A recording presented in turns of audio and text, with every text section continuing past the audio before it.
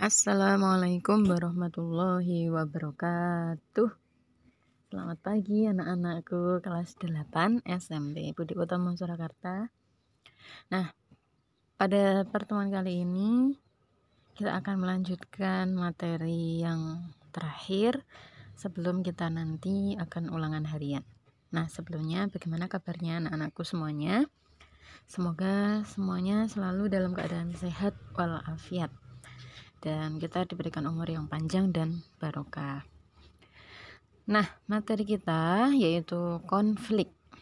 Apa itu konflik? Pasti kalian sudah pernah mendengar istilah konflik, bahkan sering, dan mungkin kalian sendiri pernah mengalaminya. Nah, apa itu konflik? Pengertian konflik menurut para ahli. Yang pertama, Suryono Sukanto mengatakan bahwa konflik adalah suatu proses sosial individu atau kelompok yang berusaha memenuhi tujuannya dengan jalan menentang pihak lawan yang disertai dengan ancaman dan atau kekerasan. Nah, menurut Suryono, guru besar UI, yaitu konflik merupakan suatu proses sosial. Proses sosial berarti suatu proses yang dialami oleh manusia, baik itu individu ataupun kelompok, yang mana berusaha memenuhi tujuannya dengan cara menentang pihak lawan, disertai ancaman atau bahkan kekerasan. Nah, yang kedua, menurut Gilin and Gilin, konflik adalah bagian dari sebuah proses sosial yang terjadi karena adanya perbedaan-perbedaan fisik, emosi, kebudayaan, dan perilaku. Nah, menurut Gilin, konflik merupakan bagian dari proses sosial yang terjadi karena adanya perbedaan, mulai dari perbedaan fisik, perbedaan emosi, kebudayaan, dan perbedaan perilaku. Jadi hal-hal yang memicu konflik itu diantaranya karena adanya perbedaan. Kemudian kesimpulannya adalah konflik sosial adalah suatu proses sosial di mana terjadi perselisihan atau ketidakcocokan antara satu pihak dengan pihak lainnya untuk menyingkirkan pihak lawan tersebut dengan cara membuat lawan menjadi tidak berdaya. Jadi kadang kita merasa kita ini punya tujuan yang tujuan itu ternyata berbeda atau tidak sama dengan orang lain. Nah, sehingga kita harus melakukan upaya bagaimana orang yang tidak setuju dengan pendapat kita itu menjadi tidak berdaya. Nah, itu disebut konflik. Kemudian macam-macam konflik atau faktor penyebab konflik. Yang pertama, perbedaan antar individu. Nah, perbedaan yang menyangkut perasaan, pendirian, atau ide yang berkaitan dengan harga diri, kebanggaan, dan identitas seseorang.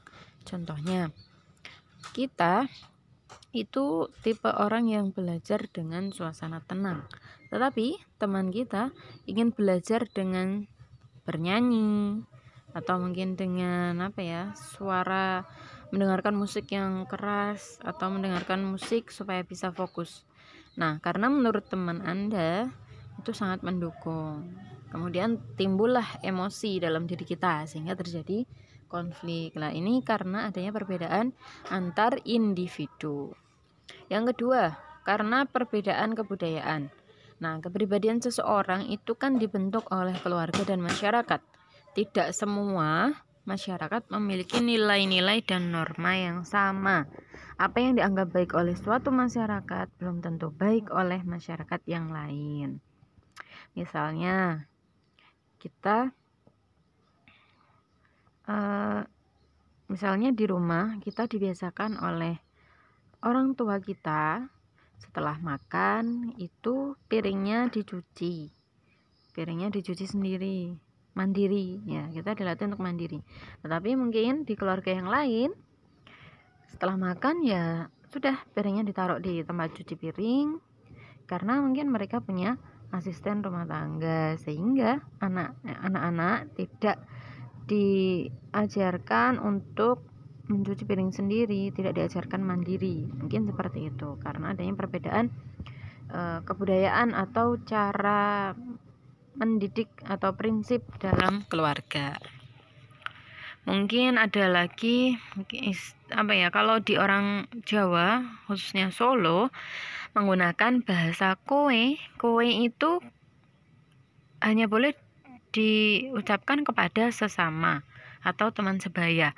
Tapi kalau diucapkan kepada orang yang lebih tua itu dianggap tidak sopan. Nah, kalau di Jawa Timur misalnya, kowe itu hal yang biasa, entah itu diucapkan kepada orang yang lebih tua maupun teman sebaya. Jadi, itu merupakan perbedaan kebudayaan. Yang ketiga, karena perbedaan kepentingan. Nah, setiap kelompok maupun individu memiliki kepentingan yang berbeda pula. Perbedaan kepentingan itu dapat menimbulkan konflik di antara mereka. Otomatis ya, karena hal-hal yang sepele saja bisa menimbulkan konflik, apalagi karena perbedaan kepentingan. Yang keempat, karena perubahan sosial. Nah, perubahan yang terlalu cepat yang terjadi pada suatu masyarakat dapat mengganggu keseimbangan sistem nilai dan norma yang berlaku. Akibatnya, konflik dapat terjadi karena adanya ketidaksesuaian antara harapan individu dengan masyarakat. Contohnya, kaum muda ingin merombak pola perilaku tradisi masyarakatnya, sedangkan kaum tua ingin mempertahankan tradisi dari nenek moyangnya. Maka akan timbul konflik di antara mereka. Nah, kaum muda itu kan cenderung dinamis, mengikuti perkembangan. Sedangkan orang tua itu cenderung statis atau tetap, tidak ingin berubah karena mereka meyakini apa yang mereka pegang selama ini itu harus dipertahankan. Nah, maka terjadilah perbedaan antara kaum muda dan kaum tua. Nah, ini akibatnya adalah konflik. Makanya anak muda itu kan kadang banyak ide-ide yang menurut mereka itu bagus karena mengikuti perkembangan zaman. Tapi orang tua itu justru menganggap wah, itu bisa merubah bisa merubah sistem.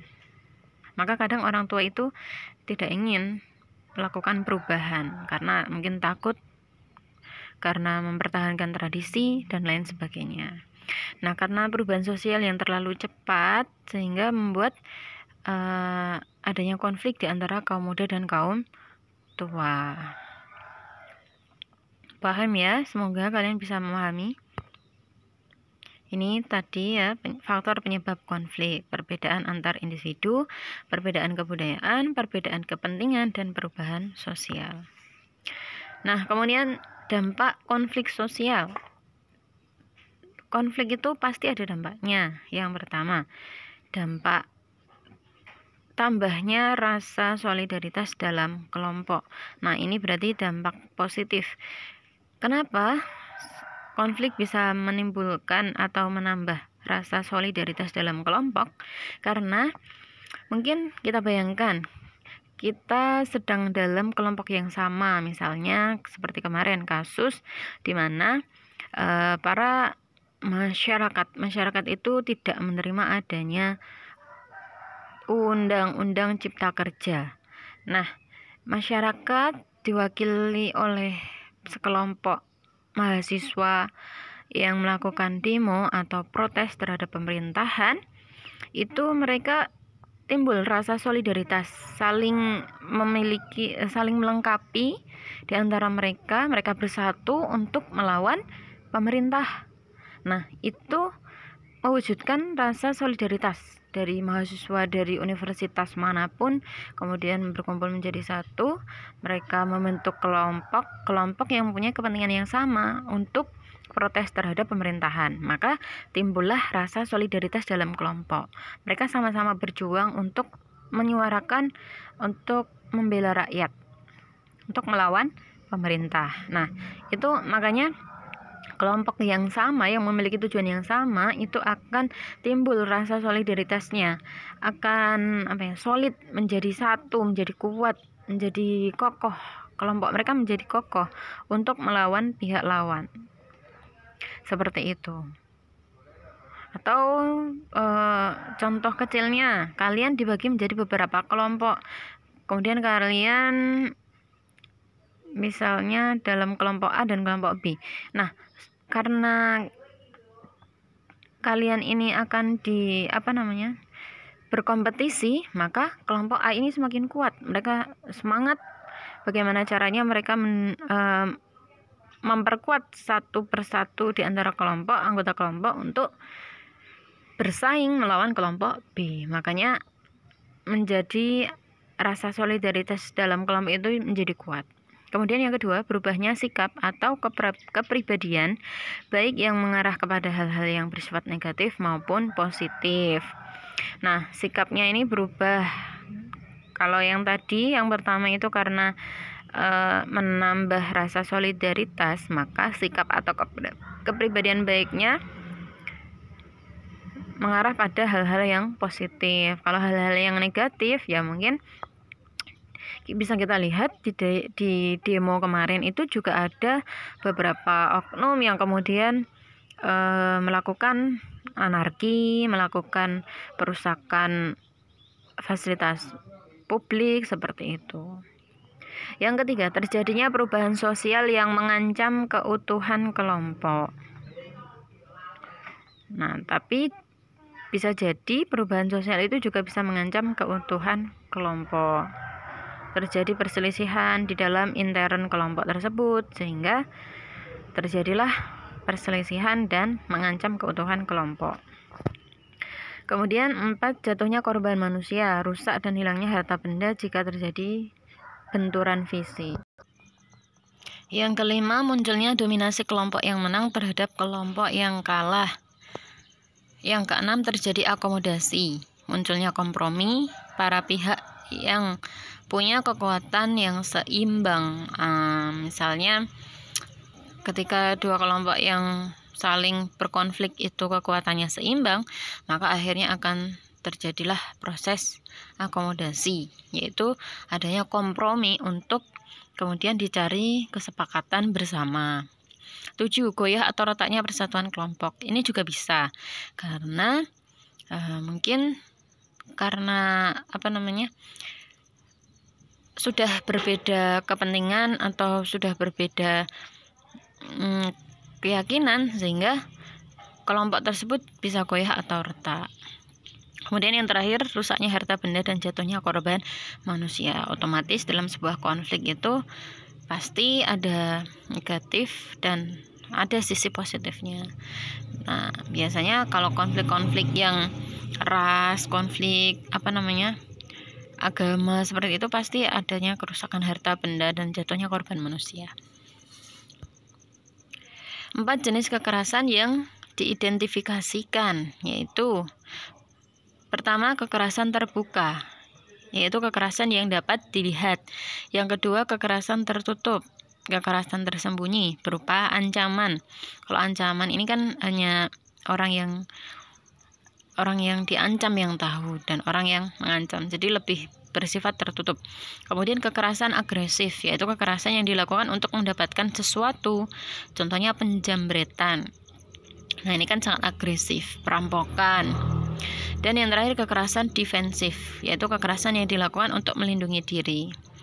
Nah, misalnya ketika dirampok, kita berusaha untuk mempertahankan hak milik kita, untuk mempertahankan atau melindungi diri kita. Nah, itu namanya kekerasan defensif karena kita melindungi diri. Nah, berdasarkan kedua bentuk konflik tersebut, Lewis-Chaucer membedakannya lagi ke dalam dua bentuk konflik yang berbeda, yaitu konflik in group dan konflik out group. Nah, konflik in group adalah konflik yang terjadi dalam kelompok itu sendiri. Pasti ketika kalian misalnya dalam suatu organisasi terjadi perbedaan pendapat antara anggota kelompok. Nah, itu namanya konflik in group. Kemudian konflik out group adalah konflik yang terjadi antara suatu kelompok dengan kelompok lainnya. Nah, ini otomatis sering terjadi. Kemudian menurut Suryono Sukanto, konflik dibedakan menjadi Maaf, ini Ustazah salah tulis, menjadi 8 bentuk, yaitu yang pertama konflik pribadi, berarti konflik yang terjadi antar individu. Yang kedua konflik rasial, yaitu konflik yang melibatkan ras, terjadi karena faktor ras. Kemudian konflik antar kelas-kelas sosial, yaitu kelas sosial entah itu sosial menengah ke bawah atau menengah ke atas karena faktor ekonomi ya. Kemudian konflik internasional berarti konflik yang terjadi karena masalah yang terjadi di antara negara, antar negara satu dengan negara yang lain. Kemudian konflik agama, konflik yang terjadi karena faktor agama, karena perbedaan agama menyebabkan terjadinya konflik. Kemudian konflik ekonomi, konflik yang terjadi pada bidang ekonomi, entah itu masalah yang menyangkut keuangan, kemudian pendapatan. Kemudian konflik politik, yaitu konflik yang terjadi dalam bidang politik. Nah, ini sering kita lihat ya, di negara kita ini banyak sekali partai politik. Nah, itu sering sekali adanya konflik. Kemudian konflik keluarga, konflik yang terjadi di dalam intern keluarga. Kalian pastinya sering ya mengalami, entah itu kalian tidak sepakat dengan keputusan orang tua, atau kalian tidak setuju dengan ide-ide yang ada di dalam keluarga. Mungkin konflik kakak adik, nah itu namanya konflik keluarga. Berdasarkan sifatnya, konflik dibedakan menjadi dua, yaitu konflik destruktif dan konflik konstruktif. Nah, konflik destruktif merupakan konflik yang muncul karena adanya perasaan tidak senang, rasa benci, dan dendam dari seseorang atau kelompok orang. Pada titik tertentu, konflik ini dapat merusak atau menghancurkan sebuah hubungan. Destruktif itu kan artinya rusak. Maka konflik ini muncul menyebabkan terjadinya kehancuran atau kerusakan. Dimulai dari adanya rasa tidak senang, benci, dendam dari seseorang maupun kelompok. Kemudian yang kedua, konflik konstruktif merupakan konflik yang bersifat fungsional. Konflik ini muncul karena adanya perbedaan pendapat dari kelompok-kelompok dalam menghadapi suatu permasalahan. Konflik ini menghasilkan konsensus dari perbedaan pendapat menuju sebuah perbaikan. Nah, konflik konstruktif itu artinya membangun. Jadi konflik atau perbedaan pendapat yang justru malah menambah atau menghasilkan ide untuk kebaikan kelompok. Ya, contohnya mungkin karena kita musyawarah seperti itu ya. Kita musyawarah itu kan ada banyak sekali ide-ide. Nah, kemudian dicari ide atau dicari kesepakatan bersama ide yang bagus yang mana, kemudian dijadikan untuk perbaikan kelompok. Cara pengendalian konflik dan kekerasan. Yang pertama, konsolidasi dilakukan melalui lembaga-lembaga tertentu yang memungkinkan diskusi dan pengambilan keputusan yang adil di antara pihak yang bertikai. Nah, ini dibantu dengan lembaga-lembaga yang bisa memberikan keputusan yang adil. Misalnya mungkin kalau di sekolah ya, mungkin ada perselisihan di antara siswa, maka diselesaikan lewat guru wali kelas. Bila tidak bisa menangani, kemudian dilanjutkan ke guru BK. Bila tidak bisa lagi, kemudian ke guru wakil kepala kesiswaan. Seperti itu. Bila tidak bisa ditemukan lagi, lewat kepala sekolah. Kemudian yang kedua, mediasi dilakukan apabila kedua pihak yang berkonflik sepakat untuk menunjuk pihak ketiga sebagai mediator atau orang yang menjadi mediator. Misalnya ada dua orang yang berkonflik, kemudian mereka sepakat, nah, untuk menyelesaikan masalah kita akan menunjuk pihak ketiga ini sebagai mediator. Yang ketiga, arbitrasi dilakukan apabila kedua belah pihak sepakat untuk menerima atau terpaksa menerima hadirnya pihak ketiga yang akan memberikan keputusan-keputusan tertentu untuk menyelesaikan konflik. Nah, kalau di arbitrasi ini kedua belah pihak ini sepakat atau bahkan terpaksa menerima adanya pihak ketiga. yang akan memberikan keputusan.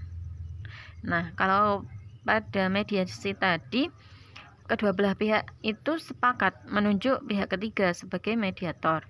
Kalau di arbitrasi ini kedua belah pihak itu entah sepakat atau justru bahkan terpaksa menerima adanya pihak ketiga. Nah, pihak ketiga ini berhak memberikan keputusan untuk menyelesaikan konflik. Kalau pada mediasi tadi, pihak ketiga tidak memiliki kewenangan menyelesaikan konflik, hanya sebagai mediator atau orang yang menemukan dua orang yang berkonflik tadi. Yang terakhir, adjudication atau adjudikasi, yaitu cara penyelesaian konflik melalui pengadilan atau meja hijau. Nah, ini sifatnya, keputusannya ini harus diterima oleh semua pihak karena melalui peraturan dan undang-undang yang berlaku. Lebih tegas apabila menyelesaikan lewat adjudikasi. Ini biasanya hukum perdata, perdana, dan lain-lain yang diatur dalam undang-undang.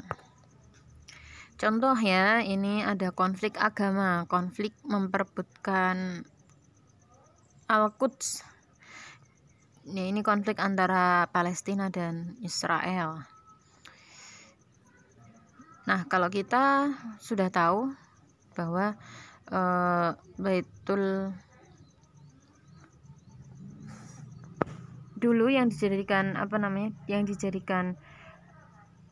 kiblat sebelum Nabi Muhammad diperintah Allah bahwa kiblatnya ke Ka'bah, itu kan ini Al-Quds ini. Kemudian Nabi ingin kiblatnya di Ka'bah, kemudian dipindahlah kiblatnya ke Ka'bah. Nah, ini kan memang wilayahnya di antara Palestina dan Israel. Jadi pertentangan antara orang Yahudi dan umat Islam. Nah, ini konflik agama. Yang kedua, contohnya konflik kepentingan. Nah, ini konflik antar pelajar dengan pelajar yang lain, tawuran. Kemudian ini konflik antar kelas atau golongan, yaitu kaum buruh yang menolak adanya pembangunan pabrik atau kalau ini yang berada di Jawa Tengah, para warga atau buruh tani yang menolak adanya pembangunan pabrik semen di sekitar mereka, karena kalau sawahnya dibangun pabrik otomatis mereka kehilangan mata pencaharian. Kemudian konflik internasional, konflik yang terjadi di perbatasan wilayah ya. Ini konflik yang terjadi di antara dua negara atau di wilayah perbatasan. Konflik antar suku atau ras, konflik rasial tadi ya. Konflik yaitu ini kaum Papua. Papua itu kan sejak dulu memang ada oknum yang ingin memanfaatkan Papua merdeka, itu oknum yang ingin membuat kerusuhan di Papua. Dulu kan Papua Nugini itu masih wilayah Indonesia, kemudian sekarang sudah memisahkan diri dari Indonesia. Nah, sekarang Papua ini juga dibujuk oleh orang luar, pihak luar, supaya terjadi kerusuhan. Karena sebenarnya Papua itu kan kaya dengan sumber daya alam seperti Freeport. Nah, maka dibuat rusuh supaya memisahkan diri dari Indonesia dan bisa dimanfaatkan oleh orang asing. Nah, sudah cukup materinya.